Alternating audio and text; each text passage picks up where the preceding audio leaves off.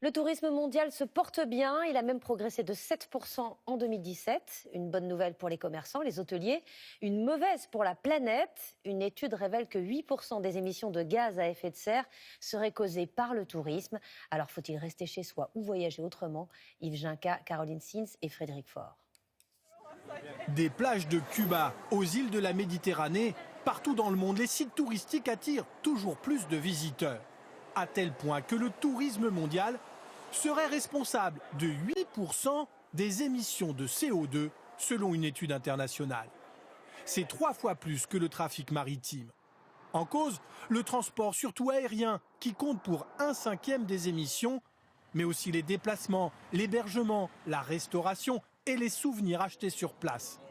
Pourtant, ces touristes en vacances à Paris affirment faire attention.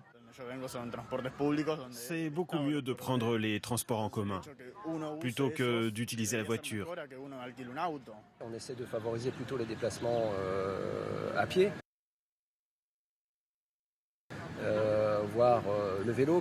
Des comportements vertueux qui ne compensent pas l'explosion du nombre de touristes, 1,3 milliard de personnes l'an dernier. Sans surprise, ceux qui émettent le plus de CO2 sont les plus riches ou les plus nombreux, les Américains suivis par les Chinois, les Allemands et les Indiens. En réaction, quelques rares entreprises du secteur réfléchissent aux moyens de limiter les émissions de CO2. Vous avez un tour partant français qui a annoncé il y a 2 mois compenser à 100% tous les effets à effet de serre de ses clients. Comment? Principalement en reboisant des zones entières. Insuffisant selon certains experts qui préfèrent agir sur des leviers plus dissuasifs. Il faut taxer le kérosène pour que l'avion soit plus cher et qu'effectivement ça soit plus difficile et qu'on soit plus incité à prendre d'autres modes de transport comme le train ou simplement voyager peut-être moins loin.